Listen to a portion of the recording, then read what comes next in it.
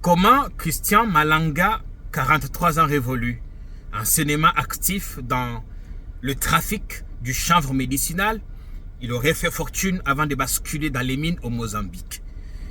Comment a-t-il pensé, lui qui est totalement méconnu du grand public à Kinshasa, comment a-t-il pensé qu'il réussirait à renverser le pouvoir de Félix Tshisekedi avec à peine une poignée d'individus, apparemment mal formés? Certains disent qu'il s'agit d'une aventure, d'une comédie. Mais comment a-t-il pu embarquer son fils dans une histoire sans lendemain? Marcel Malanga, 22 ans, issu de son premier mariage avec une citoyenne américaine. Il a été capturé ce matin dans les événements de Kinshasa. Pourquoi? Mais pourquoi avoir ciblé, premièrement, la résidence de Vital Kamerhe? Comment comprendre qu'il y a eu plus de résistance au domicile des Kamerhe qu'au palais de la nation? Même si le président y va rarement, il n'en demeure pas moins que c'est le symbole du pouvoir. Comment a-t-il pu accéder avec ces individus dans la cour, au sein du palais, le palais de la nation? Comment quelqu'un qui comptait mener une aventure sérieuse a-t-il pu accepter de se faire filmer et de retransmettre en temps réel son opération? Cet après-midi, il y a plus de questions. Plus de questions, très peu de réponses. Et nous allons tenter, nous, ici, de distinguer le vrai du faux. Parce que vous êtes nombreux à nous poser des questions. Avant tout, je vous laisse d'abord regarder ce que l'armée a communiqué. Et je tiens aussi à préciser que la dernière information, c'est qu'il y a eu des rumeurs que le concert de Moïse Mbillé est annulé. Non, c'est faux. D'après les infos que j'ai pu avoir, notamment dans les circuits du ministère de l'Intérieur, le concert de monsieur Moïse Mbillé est bien maintenu. Et en ce moment, il y a d'interminables files d'attente au stade des Martyrs. On regarde la communication de l'armée, on revient pour continuer l'échange. J'en ai pas pour longtemps, juste 4 minutes, pas plus. La République démocratique du Congo porte à la connaissance de l'opinion nationale et internationale qu'une tentative de coup d'État a été étouffée dans l'œuf par les forces de défense et de sécurité.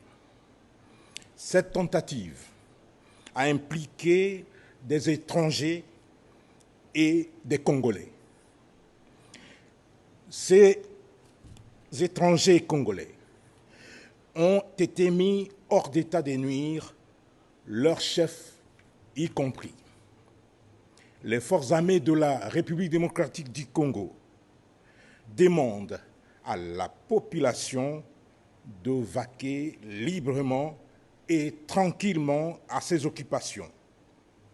Les forces de défense et de sécurité ont la parfaite maîtrise de la situation. Nous y reviendrons avec force de détails et images à l'appui. Oui, l'armée qui rassure, la situation est sous contrôle. En ce moment à Kinshasa, les gens vaquent à leurs occupations. Ceux qui vont au concert de Moïse Mbillé, ceux qui sortent de l'église, ceux qui prennent de la bière au coin comme d'habitude. Le calme est revenu. Mais la matinée, la ville était le théâtre des affrontements qui ont opposé les forces loyalistes, l'armée congolaise, la garde républicaine à des assaillants.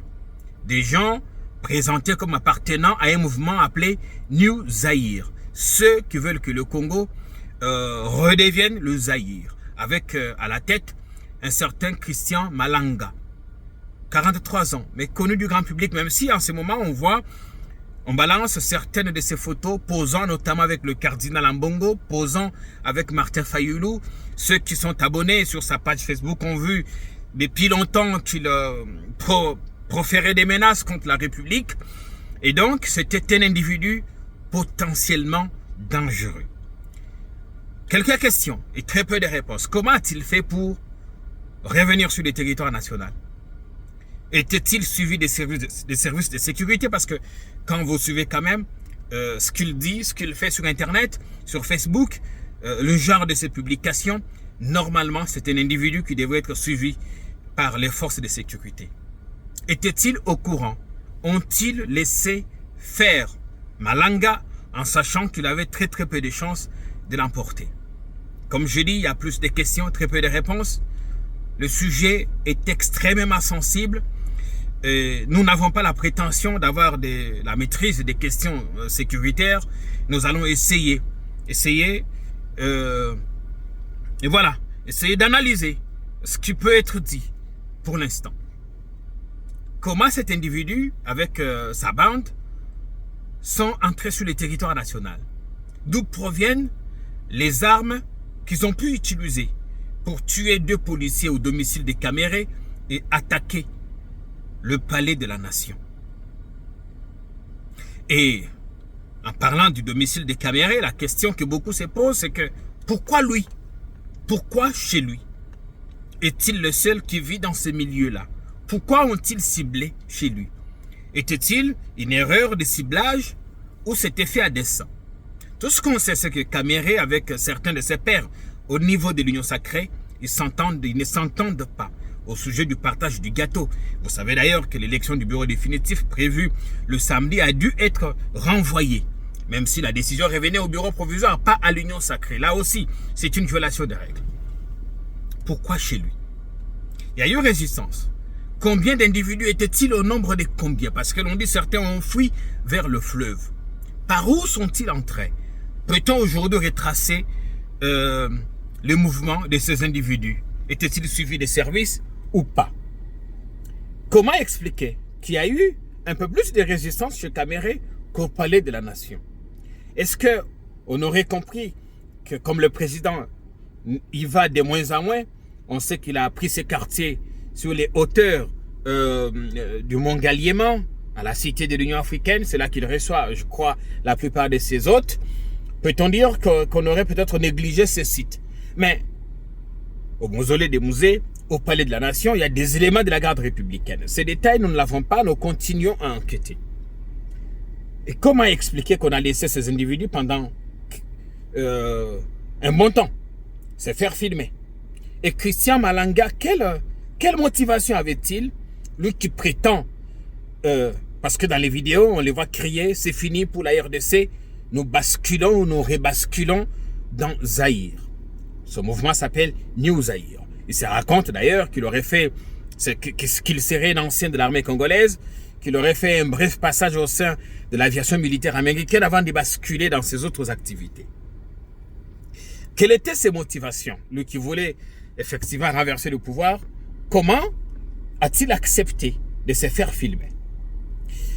Cet après-midi, beaucoup saluent la bravoure de l'armée congolaise qui a réussi à mettre en déconfiture, hors d'état de nuire, ses assaillants. Parce qu'en effet, aujourd'hui, ce n'est pas d'un coup d'État dont on a besoin. Nous avons besoin des élections. Nous avons besoin du développement. Les Congolais ont besoin de manger, d'être en sécurité. Et pas que des individus viennent renverser le pouvoir et que l'on recule. Parce que le coup d'État est un recul démocratique. Après 4 cycles électoraux, peu importe comment ils se sont produites, les grandes nations démocratiques aujourd'hui sont passées notamment par ce que nous avons connu. Nous avons intérêt à consolider notre démocratie, à chercher à renverser le pouvoir par le moyen des arts.